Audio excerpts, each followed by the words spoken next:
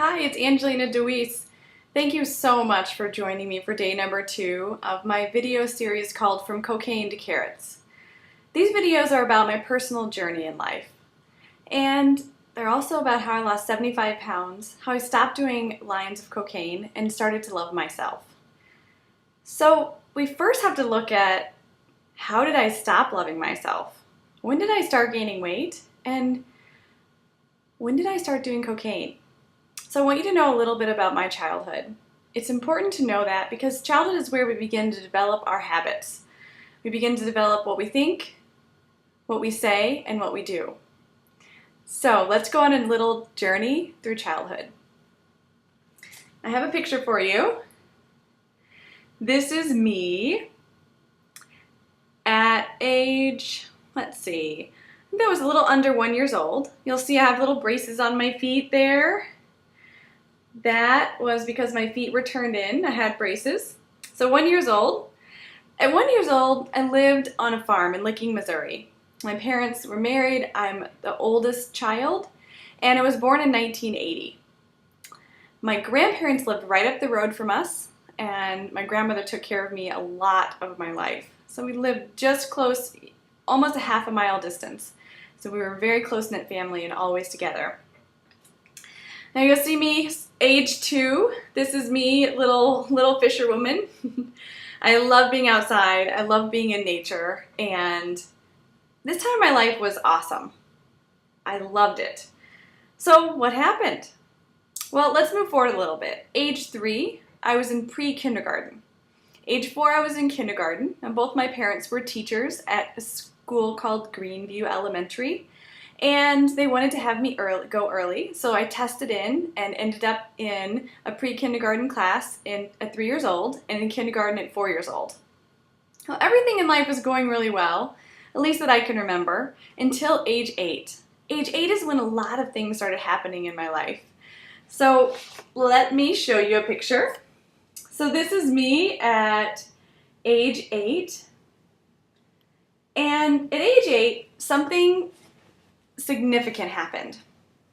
Now, as children, we're always looking for when something goes wrong, or when does something go a way that we don't know, or we know that it shouldn't go that way. So at age 8, I'm laying on the couch with my grandfather. We're watching Jay Leno. What you have to know about my grandfather is that he is my idol. I love him. I was with him most of my childhood, and he taught me to fish, taught me to paint. He taught me to drive at 8 years old. Yes, I was driving the car, helping him to feed the cattle. And we're laying on the couch, watching Jay Leno, and all of a sudden, I feel something I've never felt before. I feel his thumb sliding underneath my underwear line. And I knew something was very wrong. I got up from the couch, I ran to the bathroom, locked myself in the door, in the room, and started to cry. Well, shortly after, my grandmother comes over. She knocks on the door and she says, "Angie, are you okay?" I says, "No, Grandma. Actually, your grandpa touched me in a way that I didn't like, and I don't know what to do about it." And she says, "Oh, honey, that wouldn't have happened. Your grandfather wouldn't have done that." So guess what? I want to remind you, in case you're getting sucked into my story here, this is not about my story. This is about, as a child, what happens in a child's mind when something like that happens. Well, what happens in a child's mind is that they start to make decisions.